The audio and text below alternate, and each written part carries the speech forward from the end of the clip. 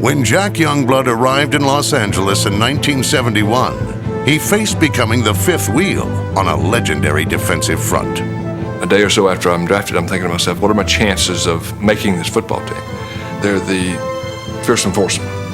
This is going to be short-lived. I'm going to get a bus ticket and a brown bag, and I'll be home. I'll be back in Gainesville. In just his second season, Youngblood moved in at left end, a position he called home for a club record 201 consecutive starts with 7 trips to the Pro Bowl. Jack Youngblood could rush the quarterback and take on an offensive tackle and yell the quarterback's name at the same time. Here we go now.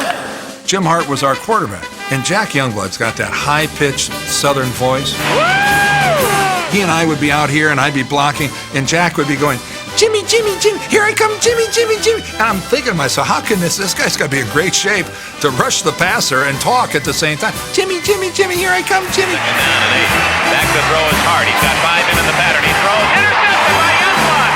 45, 40, 35, 30, 15, 10, 5. He dealt me fits. I didn't match up well against Jack.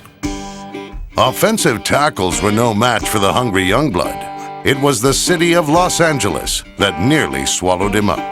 The furthest west I had been was Jackson, Mississippi. I don't think I'd been across the river. It was culture shock. It was country come to town, is what it was.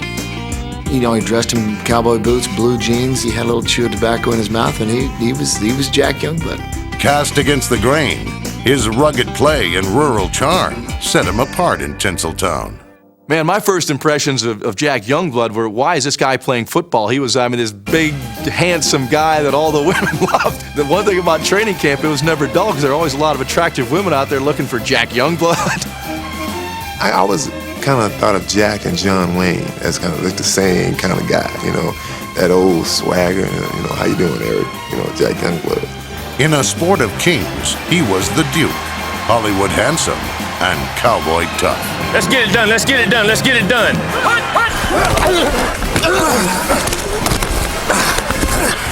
He led his team to 7 straight division titles, but seldom any further.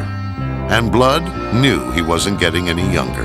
You started to wonder, was it in the cards for us? Especially after the years where we had gotten so close. What had we not done to step up and be a championship-type football team? In the 1979 divisional playoffs, Youngblood was caught between 2 Cowboys and his leg was snapped. So too, it seemed, were LA's championship hopes. I said, it's broken. I said, you need to tape this thing up. This is Dallas. He gets the pictures back about that time. He says, see here, it's broke right there. I go, well, I understand that. I said, tape it up. I can still go play. Youngblood's astonishing return inspired an upset of the Cowboys. 1 week later against Tampa Bay, he again put his career on the line. He played every snap and led the Rams to a shutout victory over the Buccaneers. After 6 years of frustration, the Rams and their hobbled hero captured their first NFC title and a glimpse of the glittering prize. I thought it was my responsibility as the captain of the team and from the standpoint of having a desire to go win. Even in defeat, Youngblood played with the same grit that defined his career. Some called him brave, others reckless. But his teammates were proud to call him Captain. Just to have a guy like that suiting up, he's been wounded. Everybody has to step back and say, wow, that's what the game's all about.